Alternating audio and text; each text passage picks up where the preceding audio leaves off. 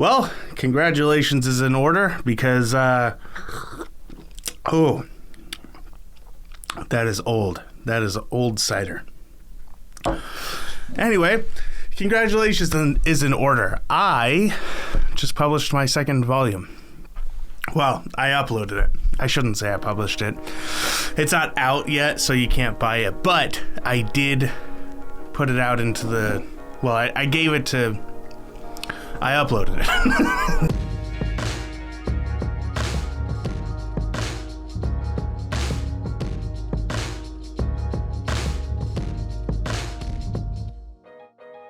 Welcome to episode 3 of A Bit Much with T.W. Clausen. I'm T.W. Clausen. It is January 4th. I just paid my rent. It is raining outside. You might be able to see it on my glasses because I just got done taking the trash out. Again, I'm celebrating, I'm celebrating. God, that is truly awful. It's so old. Oh. So it takes a lot of work to publish a book. And I've actually been watching some videos on other people, how they've been self-publishing, especially through Ingramspark, which is who I've gone through. And it's always interesting to see how they do their process, especially when you've got people who are trying to do this professionally, and like this is where they want to make all their money. And then there's me, who feels like a sack of shit because I'm like cutting shortcuts at every chance I can. I don't know. Maybe the show should be called I don't know, because I say that a lot. I don't know. But yeah, so we're getting ready to publish volume 2 of A Penny Lich, and if you stick around, you'll actually get to see the first look. Okay. His name is Adam Scythe, and he's an artist that I found on Instagram, at Adam Scythe. That's SCYTHE _art is where you can find his stuff. I'm assuming that he's a him from the name Adam. So if you're not a he, then I apologize.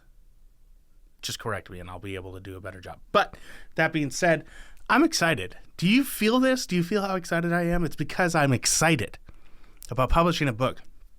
There's a lot of work that goes into it, from writing, which is half of the entire journey, and then editing, which is like another half of the journey, and then the third half is the designing, and then the fourth half is getting everything ready, organized, and uploaded. I've done all 4 of those halves. I've 4-halved it all the way, so that I wrote 3 stories, episodes 4, 5, and 6, which are episode 4 is Cleric Without a God. Episode 5 is Witcher, I Hardly Know Her. It's just the best name I've ever come up with. And it's an ode to my wife. She does that joke to everything. It's her favorite joke in the world. And then the 6th story, I'm sorry, not 4th. The 6th story is The Way of Dragon Kings, which I've started to lean into puns and playing with existing story titles that are popular. Because why not? No, Brandon Sanderson's never going to read my work, and he's hopefully going to get a giggle out of me playing with The Way of Kings. Hopefully he doesn't sue me. Shit, is he going to sue me? Anyway, so those are the 3 stories. I really like them. I wrote them. It took a lot longer for me to write them than I was anticipating, which is just, classic, right? I thought I was going to be able to write each of these stories in a week. That's 3 weeks of work over 6 months. I originally planned on writing a story every single month and publishing it every single month. Take a week to write it, take a week to edit, take a couple of days to fine tune those edits, and then upload story and art, which is insane. It's insane. Okay. If you think you're going to do that, you're an insane person. I'm mostly talking to past Tyler from like a year ago who went, I can do that. It's insane. Don't do it. Don't do it. I had to change to a story bundle every 6 months. And what that does is that gives me 6 months to write 3 stories and then edit them and then publish them all together at once. It creates something better for people in their hands. Like they can hold on to something, and which is way more fun than an ebook, in my opinion. If you're an ebook reader, please reach out, because I don't know you. I've never seen people on the internet who are like, I just picked up a new ebook. They're always like, I picked up a new physical book. I went to my bookstore, library. I just ordered this online. Nobody has ever, as far as I've seen, nobody has ever been like, oh, I got a new ebook and it's great. Ebooks are for like, I don't want to say anything mean, because I might sell some ebooks. So this bundle is available as an ebook as well. So that is a thing. So I wrote these 3 stories. It took me way longer to do. I started the 4th story in June when I published the first bundle, and I didn't finish it until August. So it took me over a month to do that one. And that one was okay. I had some fun with it. I kind of went down a little bit more of the, what's the term? Sitcom formula feel a little bit more. And as soon as I finished that, I knew where I wanted to go with the next 2 stories. And that's a big split in the party. And I'm splitting the party. And you're seeing each of their adventures as they go off. And so those ones derail from the formula that I had been doing, where you have plot A, B, C sort of thing. And that's a sitcom thing. You know, if you watch any show, you have 2 or 3 stories happening at any given time. And that way you can maximize storytelling and time. It's really fun. It's a fun constraint to have, and I've realized that I enjoy that a lot, because when I did the other 2, when I did Witcher I Hardly Know Her and Way of Dragon Kings, I was telling one story basically for the entire time, and they ended up being bigger stories than I normally was. Normally I'm aiming for 10,000 words. Those 2 easily are at least 14. I think the 3rd one ended up being like 18,000 words. So this bundle is going to be a lot bigger, a lot thicker. I did this, but I realized that that's tiny. It's going to be like a change from like that to that. You know what I'm saying? So it was crazy how much of a difference in that process there is. Like writing little plots compared to one big plot, I'm able to be more concise and hit my word goal easier than when I'm just doing one big story, because then it takes off and goes nuts. And I could have easily done like Animorph size novellas sort of thing. But I didn't want to do that. I don't want that to be this thing. I mean, maybe eventually I'll get there. I hate to say this. I hate to do this to you, listener, viewer, newsletter reader who's listening to this. If we can get to a point where I am making consistent sales and I have a following and there's people who are eager for the next book to come out, if we can get to that point, then maybe the format turns to a novella, short novel every 6 months sort of thing, kind of like Animorphs was, or Goosebumps or something, because I feel like if I keep going the direction that I am, I could potentially do that. I could write a short novel every 6 months. Of course, this is the same guy that thought he could write a short story every single month and publish it the next month while writing the next short story every month. So maybe I'm not the best advice to take because I'm an idiot. That being said, I am putting out this book every 6 months, and it feels really good. So I uploaded the cover art for both the ebook and the print book. I had to upload the text block for the print book, and I had some problems with the ebook text block. It was getting really annoying. And here's the thing. It's always these really, really simple things that are starting to like mess with me. Take, for instance, the last episode of this show, of A Bit Much. This is supposed to run extremely simple. I record on camera. I record on my mic. I take those two things, sync them together. What you got? A podcast. Well, a video show, a newsletter podcast. I don't know. Should take me 30 minutes to get this thing done after I'm done recording. The last episode took me 3 hours because for some reason, my recording computer thingy, I point it up there because that's where I have my monitor. It just like decides to cut out like 10 seconds every minute or so. So if you watch the last episode of the show and you're like, why did he cut there? Why is it a weird cut? It's because my darn computer decided to just cut out 10 seconds. So I had to sit there and watch the whole thing and cut and move over and sync up using my eyeballs and my ear holes together. Can you imagine that? Using both of them at once? I can barely use one at a time. You know what I'm saying? Oh, God, I keep going back. And so that was a tangent to this this program that I'm using InDesign. It's not like some crazy fancy program. InDesign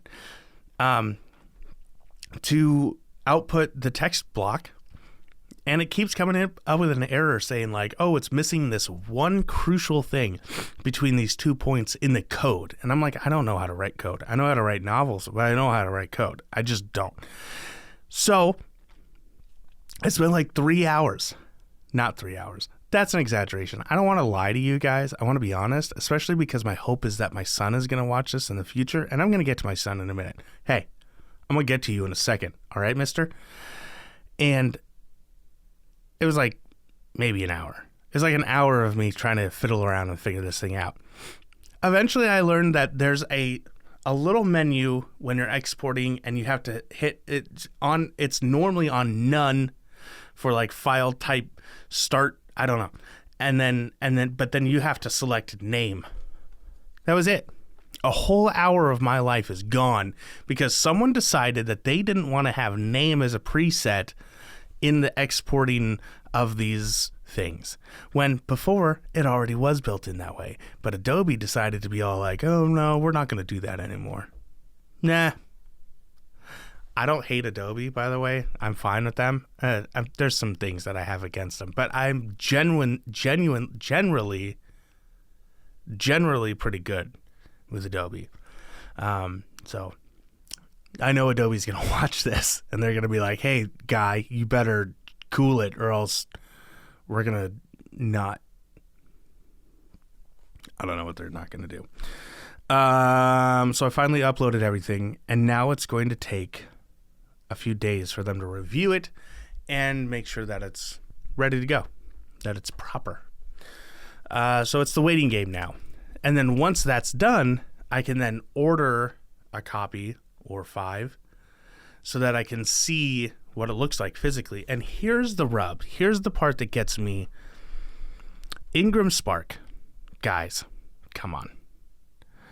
It costs money to publish a book, a physical book, and an ebook. Like, just to do the process of uploading all these things and then say, hey, I want my thing to be listed. I want you to review it. I want to do all this stuff. It costs money just to do that. I don't know why I'm being so aggressive with the pen. It costs money. Now I'm being aggressive with my hand. It costs money. And then once you've reviewed it, I get it back and I get told, hey, it's ready to go. Do you want to order a proof? And I do, or 5. But it costs money to do that. Like, I have to spend the money to buy a copy of the book and shipping, which costs money. when I just paid you just to do this? Now look, Ingramspark, I love you. I love you like you were one of my own. I would shed blood for you. But you got to stop charging people for the first printed copy of this thing so that they can get and see it in person so that they can go, oh yeah, this is good or bad. Because if it's not good, and it won't be good, there's going to be a problem with it. I'm going to get it and be like, oh, I can't believe I wrote the word shit on page 3, just all over, just a giant word shit. When that happens, when I write the word shit all over a page, I'm going to want to re-upload a new copy, new text block, which you charge money for. It's insane. It's easily $100, if not $200, to get this thing ready to go. And you're still charging for the first printed copy of the book for the author. It doesn't even, you could even on the cover be like author's copy, or the front page, or what, or on every page, right? Just author's copy or proof copy. I don't even care. I just want to see the rest of it so that I can judge whether it's good or not, which it won't be. I just need to know what's wrong so that I can fix it, upload it again, and give you more money. So that's my gripe right now. I had to deal with it on the first bundle of the Penny Lich, and I was really irritated. I was genuinely irritated. I almost didn't use Ingramspark again, but I want to keep at it. I want to keep trying this platform so that I can get better at it. And I don't think bouncing around all the time is going to get me more proficient with it. Once I'm good with Ingramspark and I know the ins and outs, then I can maybe try somebody else and know what to compare that to. Unless Ingramspark, I know they're going to watch this. Adobe and Ingramspark are probably going to sit down. They're going to watch this together, eat some popcorn, and they're going to be like, who's this guy that's calling both of us out? T.W. Clausen, that's who.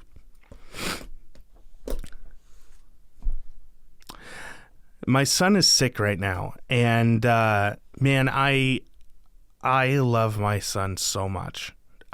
He is the light of my life. Everything about him just makes me happy. I could do without him running at me full steam with a faucet for a nose and just putting it all right on my chest and then he pulls his face back and there's just like a stream of snot as he kind of comes up with a big smile. I could do without that. I would love the smile. I love him running towards me. But the faucet for a nose kind of starts to get a little old after I've had to change my shirt 3 times because I've wanted to hug my son.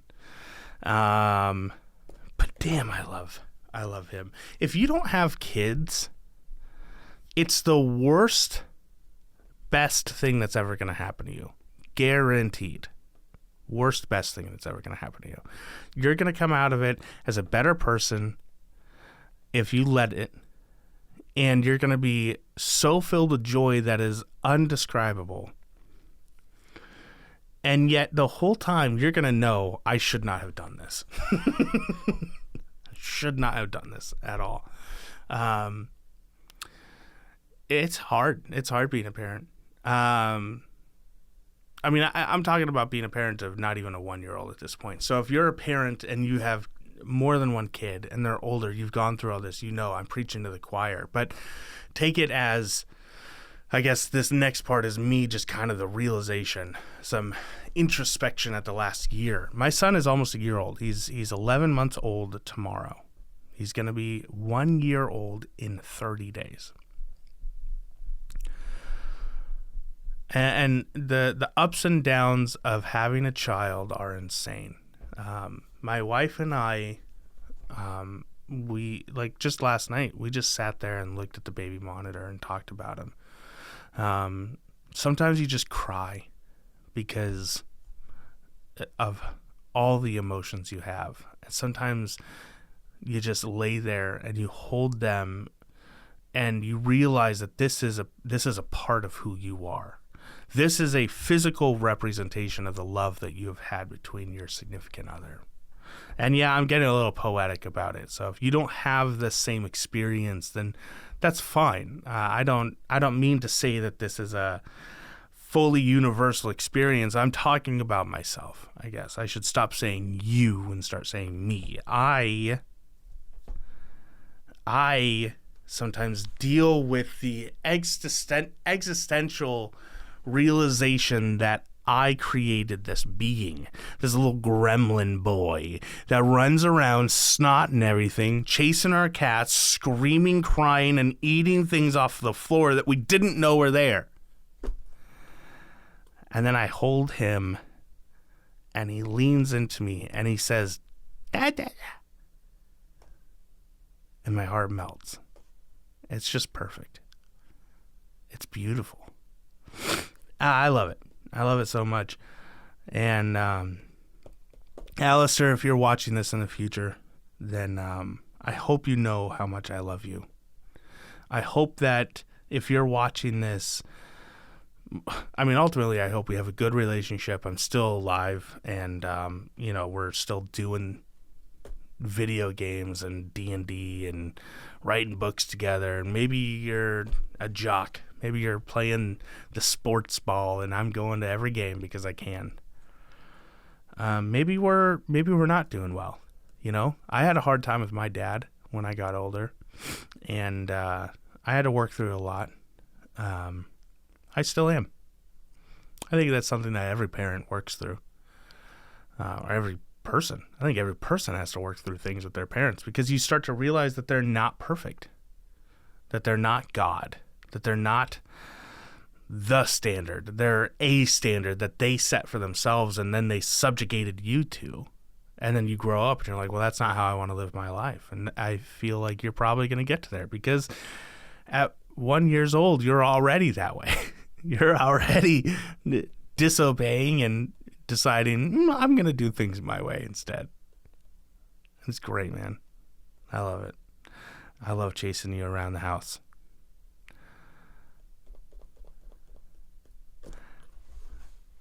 I am really excited about 2023. Really excited about 2023. And I get up and down about it. I rang in the new year watching fireworks going off in my backyard. My wife and I just stood out there, and our neighbors, who are insane, shot off fireworks 100 feet in front of us. It was a misty, cloudy night. Couldn't see the moon, could just barely see the tops of the trees, and you could hear out in front of us in this field that we live right next to. You could hear the rockets launch, and then just silence for a split second, and then erupting in the clouds right above us was fireworks. And it was just beautiful. It was chaos. Our son slept through the whole thing. Didn't stir. I had the baby monitor with me. I watched him. He didn't give two shits about that. Our cats, on the other hand, were ridiculous. They were running around like it was wartime. My older cat looked like a general scurrying through the trenches trying to find his troops. It was hilarious. But it got me thinking about this next future, and we've all been through so much, with the plague and the economy. I feel old saying these words, but you know what I'm talking about. We've all gone through. We've all been dealing with these things, and for 2 years, it's just been chaos and darkness.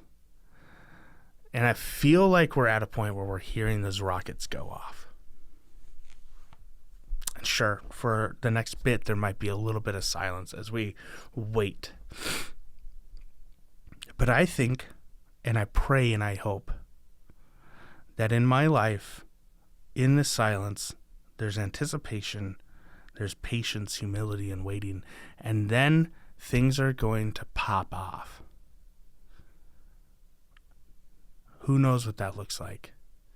Who knows what it's going to be like? But I hope that it's something where I can start to provide better content for you guys, that I can start to write more and better things and bigger things, and I can do this show with other people and have them join me.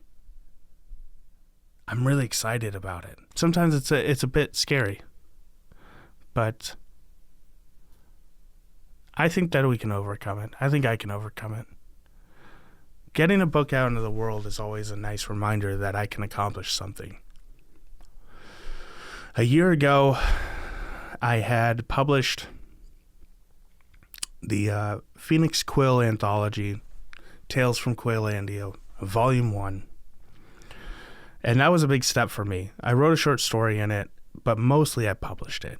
And it was really cool to publish work from some of my friends and myself. And it set me on a path to where I was preparing for publishing the Penny Lich. At this point last year, I was done writing and I was trying to get everything else ready. Now, I've got 2 books under my belt, self-published, and I've got this one coming out at the end of the month. It's super exciting, and I'm already starting on the next one. So I think that this might be a good time. This might be the starting point of some really big stuff. And, yeah. Hannah and I are getting the gang back together, and we're doing Between Lewis and Lovecraft. Actually, right after I do this, we're going to be doing that. And so we're going to get back to it. I've got a little bit of a backlog on correspondence. So if you haven't checked out Between Lewis and Lovecraft, if you like authors and their lives and you want to deep dive into the weird lives that they lived, then check out Between Lewis and Lovecraft with Hannah Lambert and myself. Some friends of mine have started doing the show called Unbalanced Encounters, and I'm really excited about that, and the opportunities that might come about with all that. So if you want to check out a D&D podcast where they play D&D, that's a good one, Unbalanced Encounters. Otherwise, you know what, guys? Go check out Penny Lich, the first volume. You can see all of it on my website, twclawson.com. If you want to support me, Patreon, you can, again, get to that through my website, twclawson.com, and you will be supporting me. By the way, I've already got patrons, so that's exciting as hell. Thank you to Tyler, Frankie, not Tyler, this Tyler Frankie for supporting me, and Davani for supporting me. I super appreciate you guys. So without further ado, we're going to end this episode with me showing off the cover for Volume 2 of Penny Lich, a fantasy sitcom created by Adam Scythe at AdamScythe_art on Instagram.